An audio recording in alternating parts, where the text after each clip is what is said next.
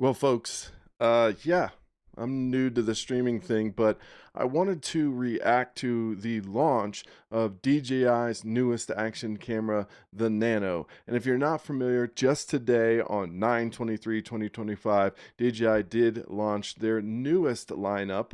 Although I'll explain in here how it is not really new, but it's their entry into this kind of like nano action camera is what I call them, or small action cameras. And way back in 2021, they actually launched the DJI, and this was called the DJI Osmo 2 or Action 2. I can't remember. Let me take a look at this. I believe it was called, yeah, the DJI Osmo Action 2. And this was really cool. And think about this, in 2021, this had the ability to shoot in 4K 120. Now, I used this a lot and it was quite convenient, but it suffered because it only had a 1 over 1.7-inch sensor, which means that it had poor low light abilities, in my opinion, and it really suffered from a lot of those micro jitters and a lot of those jelliness that we can get. So in compensation for that, in order to fix that, we'd always have to crank this up to a really high shutter speed. But in terms of doing things like stills or just having this place stationary, it was really good. But once you started moving it around, it wasn't that good. Now, they did do a refresh of this one. This is actually the older model, where it gained a bit more in terms of internal memory. But yeah, overall, it was a pretty cool form factor, and especially in 2021, pretty useful. Now, if you look at what Insta360's done, they're really the ones that I credit with really turning me on and making me fall into this kind of nano camera look.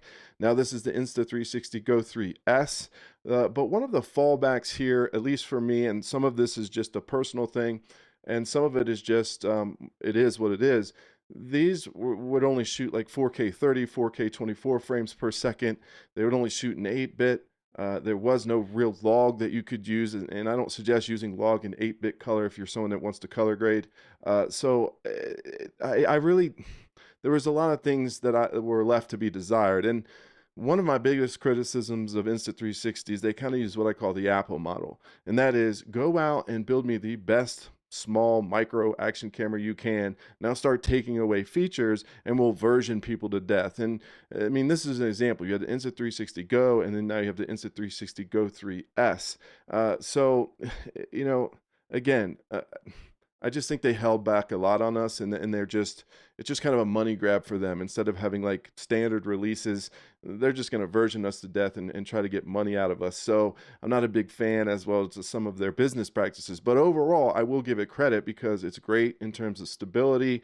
I don't really personally like the color science that Insta360 uses, but again, that is completely subjective. You may like it. I just don't. But again, I use this a lot, and really because it provides that ability to do really cool things and really neat shots. And the stability on this stuff is really good. And I'm someone that puts things on my head, especially when I'm fishing and stuff. So this thing was really easy. You click it. I like the form factor. I do think it's viable. Now they have this new one, the Insta360 Ultra, and that's pretty cool. It has a 1 over 1.28-inch sensor, which is actually a little bit better than what we're seeing out of the Nano from DJI. It can shoot now 4K up to 60 frames per second. It also has things like 4K 30 frames per second, but again, it forces active HDR, and it has a pure light mode, which is basically their AI enhanced low light, which again, I don't really like. And the reason I don't like it is because I think it looks overprocessed. You put that on top of their color science, it looks oversaturated. It looks sharp. It looks fake to me. I just don't like it. In fact, I would just prefer to keep it manual and use it that way. But it lacks because it doesn't have 10-bit color.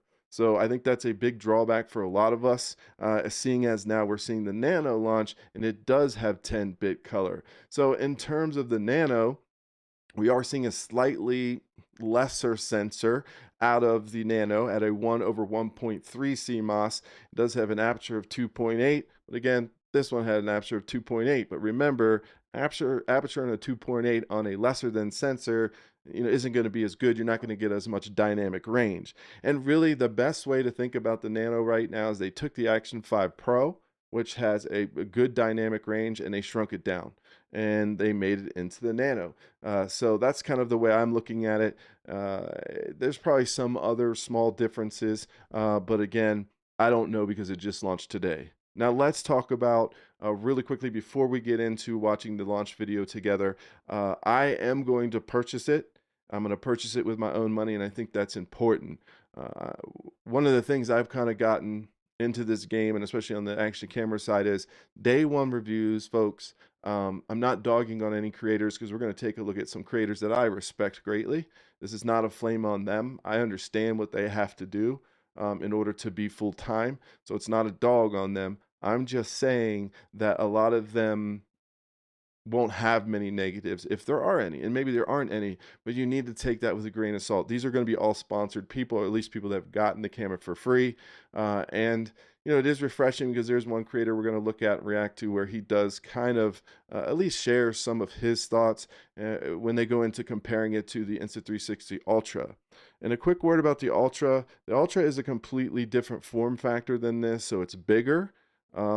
Which is interesting that they moved away from it. They must had to pack in that sensor and give it the ability to do 4K. But to me, I just kind of prefer how small this is. I think the Ultra is a little bit big for what it is. And you can look at those reviews. I won't work with Insta360 and I won't support their cameras any further due to their business practices. So that's just a personal stance from me. But that doesn't mean you shouldn't exploit. That doesn't mean you should follow my moral high ground, if you will. Okay, you can do whatever you want. I still use 360 cameras. In fact, I think Insta360, in terms of the true 360-degree cameras, I shoot on an X4, X3, I think. I don't have the X5, but best in class. Like 4 Insta360-degree or 360-degree cameras, I don't think DJI is beating them. I don't think GoPro's beating them. They kind of have the lock on that right now. So even with the launch of Insta360 or with DJI's newest 360 camera, I still think Insta has the edge on them there. But in terms of standard action cameras, again, I prefer DJI. It also has D-Log M. We're going to be able to shoot in D-Log M, and if you can see back there, I don't know if I have it back there, it's actually right here. That's my drone. So I'm also a licensed drone pilot. Having everything in D-Log, I also shoot, that's over here on my Pocket 3, that has D-Log. So again, just staying in this ecosystem, especially if you're going to color grade, I think it's a no-brainer for me at least. So I'm going to quit my yapping here. I need to switch over my audio so we don't have any echoes, but let me do that real quick. I believe it's right here. Hopefully this works. I don't get any presentation demons. Let me put on my monitoring so we can watch this video together. Now, I've watched some of the creators, just kind of skim through it, and we'll watch them later, but I have not watched a launch video, so this will be the first time that we're watching it together. So let me switch you over to the side here and get this rolling. It's a big world out there. But it's the small things that matter most. Come on, let's go! Meet DJI Osmo Nano, our most portable camera ever.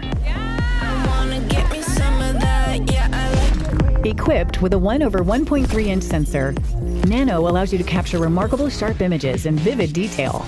Yo, check this out.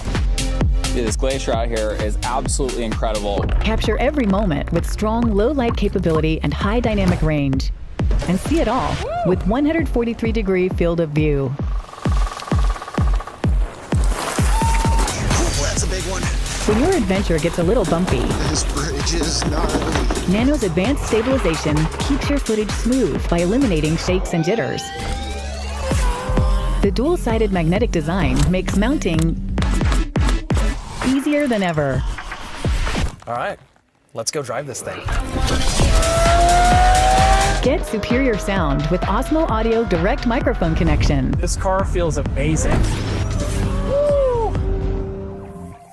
What do you think we're gonna see, sweetie? Oh my goodness! Waterproof up to 10 meters, Osmo Nano is ready for any adventure. This is cool. We're going in.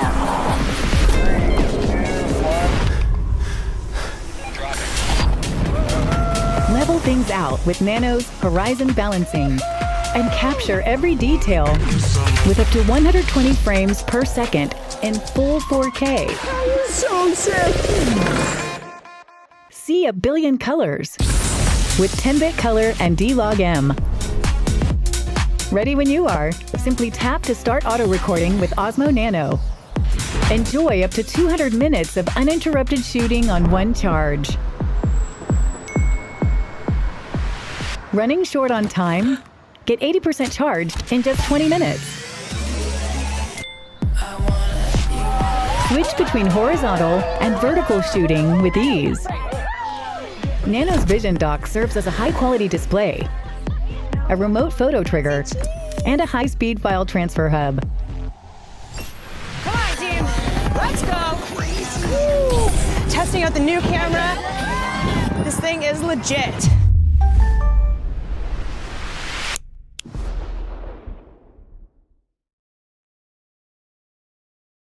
Oh, all right, boys. Yeah, I think that looks pretty good if I do say so myself. Now, you can't always trust these videos, right? These videos are, highly produced, done by professionals, the whole nine. So we're gonna take a look at some small pieces again from some creators I highly respect. This does not mean they're sellouts. This does not mean anything like that. I get why they need to do it. Just again, filter this through day one reviews, people. I can't urge you enough.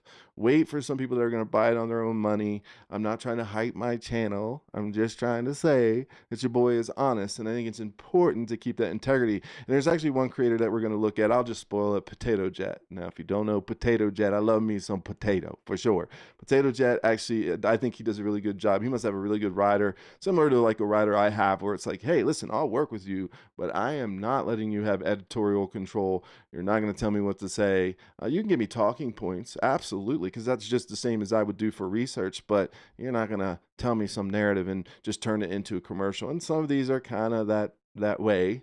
Again, I get it. No flame onto the creators because they are extremely talented in what they do, especially the creators we're going to look at here. So let me cue this up. Let's go ahead and look at Brandon Lee first. One of the things that I really like about this is the slow motion, and Brandon Lee does a good job of showing this. He's going to just show some clips here of the slow motion, and let's get right into it. The Nano does shoot slow motion up to 4K 120, which is pretty amazing for a camera this size. I didn't see a noticeable crop in my footage at any frame rate. The thing to keep in mind though is the stabilization will turn itself off when you're shooting at 120p.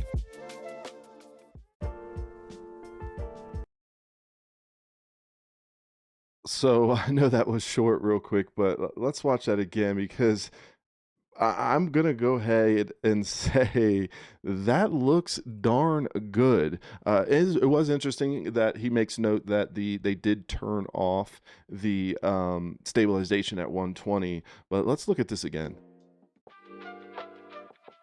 The Nano does shoot slow motion up to 4K 120, which is pretty amazing for a camera this size.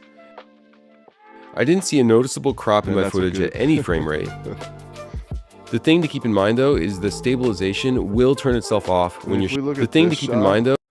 I mean, you can see kind of that pretty good dynamic range. I mean, granted, there's not a whole lot of colors in here, but again, we're going to be looking between lights and darks, shadows and lights. You can see here in the foreground and in the background. It even kind of looks like it's got a little bokeh in it, boys. Again, that f2.8 aperture, better sensor. I'm not going to say that's great bokeh, but you can definitely see where it's blurred out, right? I think this footage looks really good. Is the stabilization will turn itself off when you're shooting at 120p. There's another pretty good example. Not a bad dynamic range. Look at down here. The blacks are pretty sharp. I mean, there is some softness here, but I've got to figure that he probably shot this in log and color graded it. So, blues are pretty good. Not too bad. I mean, I prefer this. I think DJI does a really good job on faces right now. I think my face on camera, for whatever reason, I don't know, it's because I have ethnicity that maybe I'm more red, okay? I don't know why. Some of the folks I grew up with, I grew up in a very diverse area. They would call me Pinky, like a Pinky Mouse. So pretty funny there. But anyways, back to this. I really do think this looks good. I like the soft look. It's not very harsh on his face.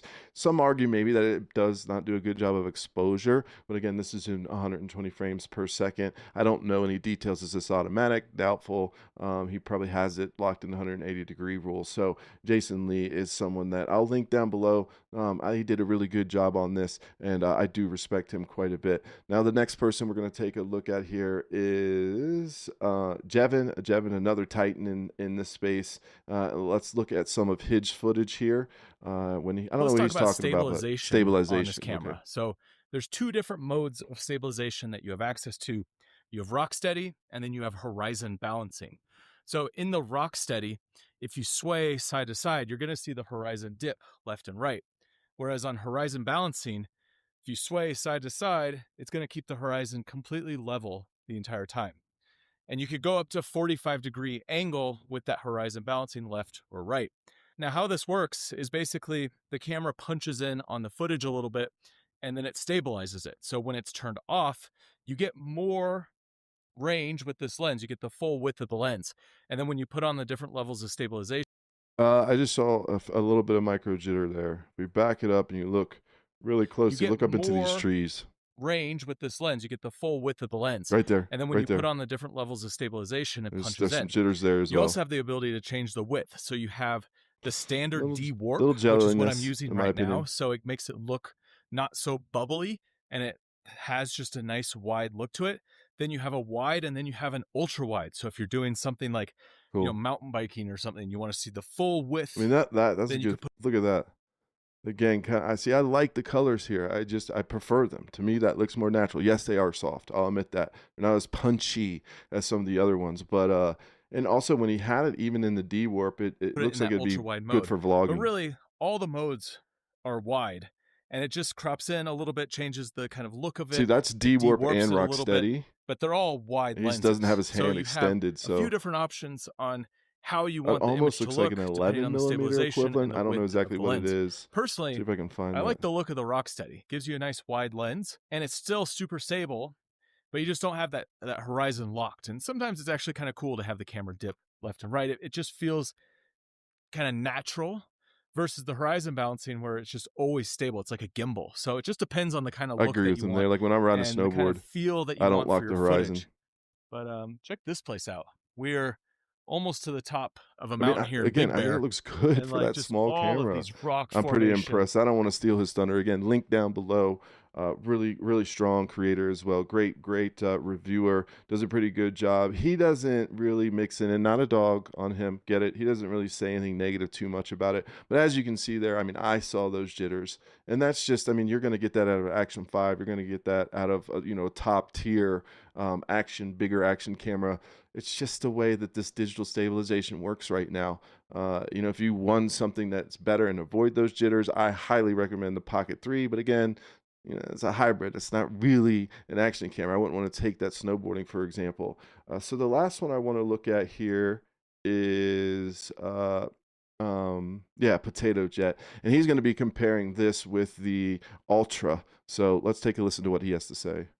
Competitor is definitely the Go Ultra. I believe they're very similar, if not the same, in weight. Actually. That's a good view. So size-wise, when you look, take a look at that. So that's where I don't like that. I prefer this format here. I mean, you can see there's all of them. So this actually looks more like the DJI Nano. The cool thing about the DJI Nano there in that frame, you can see it has unlike this, you can't set this up because it's just like an oval. I don't know what you call that, ellipse or whatever. This one has a flat back here. So you can see that flat back. That's going to be nice because you can stand it up. So this reminds me of kind of like the GoPro 360-degree cameras in that kind of format. I just don't like it. I like it stretched out a little bit more like this. I don't know, just a personal preference on me, but you can see the difference here between the Ultra and the Nano. look at it from the front, this looks bigger. But when you turn it over to the side, it's definitely like flatter. I think one huge benefit of the DJI Nano is that it is compatible with our mics. So I could connect two microphones onto one camera wirelessly. But There's also a big advantage to the Insta360 Go Ultra, which is it has Find My capabilities. I know you were gonna say that. I knew You you knew were I was gonna say say it. I knew you. Should we do some side-by-side tests with the Go Ultra? Yeah, let's get crazy. On the left, we have the DJI, and on the right, we have the Insta. So this is a good example of what I'm talking about. You see how this is softer? This is more vibrant, if you will, and a bit more punchier. To me, it's a bit sharper. We'll see, excuse me, throughout this, just about how it exposes on the face and stuff. But again, especially if this is in 10-bit, I can make it look like this, right? But here's the thing with the Ultra. If I want to make it look like this, sure, I can, but because it's not shooting in 10-bit, well, you know, you're losing that option. So I just prefer the ability to be able to change the scene if I want, or, you know, do things like color matching. If you're using multiple cameras, that 10-bit is just something that I can't, I can't express the importance of that. So again, this is kind of just the stock settings. Here you're going to see default settings, dewarp, default settings. He does a good job of labeling it, but that you can see that's the difference, the color science, the choices that they're making. I don't like this very sharp, very poppy, very vibrant look. I prefer something a bit more soft. Again, personal preference. 360 Go Ultra. Well, I'll tell you this, they both look really good. And they're both on default settings. Agree. If you get the camera out of the box and you just set your resolution and frame rate, this is what you're working with. See, there's that a bit more sharp here, a bit more clarity, a little bit more muddy, in my opinion, for the Nano. And some people might like this. Now, I can bring this sharpness up and everything else, but you might start seeing some weird things in here if you do. But I think in terms of like, what are we going to call it? Crispness? Is it crispy? I would go with the Ultra if you like that crispy look. Getting hit by direct sun, the Nano pushes those warm tones a little bit more in skin tones. I think the Ultra is doing a little better here. So they're talking about skin tone now, the difference, and I would agree. I think the Ultra does better on faces. Again, kind of just that muddy look. It's a softer look, but again, 10-bit, you can change it, boys. In the Ultra, there's like a box around my face the whole time. Oh, it's trying to expose for your face. And it kind of overexposes a little bit, knowing that it's backlit. Yeah, but look at the blues, how it's like a deeper blue. During the daytime, they're both good. Definitely differences in like how skin tones get handled and how exposure gets handled. I feel that the skin tones are more pleasing on the DJI, where on the Ultra, they're more orange. Interesting. I actually like the Ultra here more. So I would agree with Potato here. I kind of like the Ultra a bit more the way it exposes the face. I think it looks a little bit better. this is just a difference in taste, huh? Yeah. But this is why we do these split screen comparisons so that you can decide. For the size of these cameras, they both look great. It's crazy. Yeah. If you go any smaller than this, you very quickly lose quality. Very quickly. See there, I like the Nano, what the Nano's doing there. See, it's quite dark. You know, it doesn't have the dynamic range. This is a really good example for me. I mean, look at all these different colors. I think, you know, the transition in the sky, it's obviously going into sunset. You can see it's darker up here. This kind of makes it softer. You know, just that the way it's exposing. And the Ultra has a better sensor in it. So whatever's happening here, probably just better dynamic range, I would assume. And again, I could be mistaken here, but I believe the Nano has more of a dynamic range. It might not, but even so, if it doesn't, you can see here just the way they're handling it. Even if it's apples to apples and they do have the same dynamic range, I just prefer this look over here. But when it comes to the stability, they're both doing very well. Again, same kind of deal there. The one on the right, which is the Ultra, it looks more sunsetty. But here the DJI caught that facial exposure a little bit more. Yeah, it definitely A lot more did. detail in Dylan's face here though. Oh, look right here, there's like more noise in the Ultra versus the Nano in the sky. Nano versus Ultra in ultra low light, and now these are both in the low light setting. Both look pretty bad. It's like which one looks less worse? Less worse, bro. Less This is worse. very I can't much stand like I cannot stand this stuff anymore. Like, stop. It's not good enough. This looks horrible. This looks like ChatGPT created an image like ChatGPT 1.0, folks. Like, this is horrible. I mean, look at the two. He's right. I think the best way to explain this is which is less horrible. We went down to the dungeon. Yeah, it was really dark and really this one's doing a orange. bit I like better. the colors on the Nano because that's closer to true. Exactly. I'm sure the Ultra could have done that too if I locked white balance, this but one it looks a little chased that better. white balance all the way. And I did also do an iPhone comparison. Now I don't have the Oh, brand new that's iPhone 17 Pro Max. This is the All right, anyways, I don't want to ruin his review either. I think we went over everyone that I wanted to go over. Let me go. No, I don't want that one. Let's go back to here. So, yeah, I mean, what do you guys think? Are you going to buy the Nano, or are you going to buy the Ultra? Have you bought the Ultra? What are your thoughts there? Again, I won't be reviewing the Ultra, unfortunately, so I won't be able to stack it up, but I am super excited about this Nano. There's just so many different advantages that I see. 4K 120, I mean, that's slow-mo. I thought that looked really good. And a lot of the I thought that looked really good. Again, subjective. That's going to be something that's personal opinion, personal taste. You know, how do you feel about it? What is your what is your preferred coloring?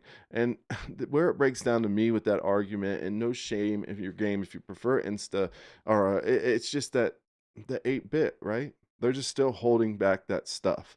They have that technology. They have it in their other action cameras. They're just holding it back. So, you know, with this new one for Insta360 Go Ultra, we'll probably see an Ultra 2 in about 6 months, and they'll be, oh crap, we need 10-bit. I don't believe that's something they could do via software. I could be wrong, but you know, again, it just kind of goes into this thought process. Okay, well, if you can do it via software and that sensor's enabled or whatever it is, I don't know a whole lot about camera science, but you know, why would you hold it back? You know, that's just kind of the ethos of the Insta 360. And again, being in that ecosystem for the DJI, I'm going to be shooting in D-Log-M for all of my stuff. Like, it's going to be great. Like, the only other thing I use is Sony cameras. So, you know, then I'm looking at S-Log. And I found that like S-Log, D-Log, it's pretty easy to color match. But again, having that 10-bit gives me that ability to completely change the look of these things. I think some of the footage looks fantastic coming out of this. I am quite concerned because I did point out that jelliness I saw in Devon stuff. There's definitely some jelliness, which just means we're probably going to have to pump up the shutter speed just like we do with every other camera. But I honestly do think the way to look at it is just a smaller version of the Action 5. Now, this brings up the other thing. Are we going to see an Action 6? We probably will very soon. And we're probably going to see, and I'm speculating here because based off of their patent filings, they've patented 2 versions with 2 different battery sizes. So we're probably going to see like an Action 6 and an Action 6 Pro, but I truly believe it's going to have a 1-inch sensor. And that's going to be rad. Not so rad for my pocketbook because, again, I do believe it's pretty important to pay for these yourself so you can have an honest review. And I would just urge you guys, listen, definitely consume this stuff. These are powerhouses, titans, awesome creators, amazing cinematographers. They know camera science much better than I do. Listen, I'm just the average Joe, and that's kind of what I'm representing is, you know, maybe a slightly above average Joe that uses action cameras a lot and represents the rest of us, not professionals. A lot of these folks, and I'm not them in particular, actually, probably none of them. Some of them are Hollywood plants, right? These people come from film schools and everything else. That's great. Some people are plants by the industry. These folks, I don't think they are. But again, we're not hearing many negatives coming out of there. I'm sure Devon saw those micro jitters. I'm sure he saw those things, but didn't bring it up. Again, no flame. I'm just saying maybe he didn't see him. But just, again, review the footage. Take a look at what you're seeing, maybe less of what they're saying. Trust your eyes a bit more than your ears in this instance, and then just wait for some of us that will be reviewing it soon. Mine should be here Thursday. So I intend to go out on a little adventure and probably film it on my boat. I don't know if I'll be fishing or not. I'll have some folks in my boat that don't fish. So I will definitely have the opportunity to run it through its paces. Again, waterproof as you would expect. I'm just super amped to have something lightweight, especially on your head. Listen, when you're fly fishing like I do, right? This being on your head, oh my gosh. It's the worst, folks. It is the worst. So having these small form factors and the fact that this is their last entry in 2021. Kind of weird that we had 4K 120 and we still have 4K 120. Obviously, you can drop that down to 1080 and get faster frame rates. But yeah, I'm really excited about it. Even if we do have to pump up the shutter speed, I get it. That's probably the case with the Ultra as well. Although I in the stuff I viewed with the Ultra, I didn't see as much. But any of these action cameras are going to have that problem. If you are interested in avoiding that, again, grab the DJI Pocket 3. It is very expensive right now. Hopefully you can get it used because of some taco tariff stuff. But nonetheless, that is going to give you a mechanically stabilized version. These are all going to be digitally stabilized, and that means it's going to crop in, and that means it's algorithmically figuring this out. So you are going to get those stutters. You're going to get those, weirdness, especially if you're trying to stick to the 180-degree rule. I do wish in the Ultra they would have kept this form factor, but now it looks like my beloved DJI is stepping up to the plate and give them a little bit of run for their money. Anyways, if you found value in this, please consider liking and subscribing. My name's HillPhantom. I'll see you next time.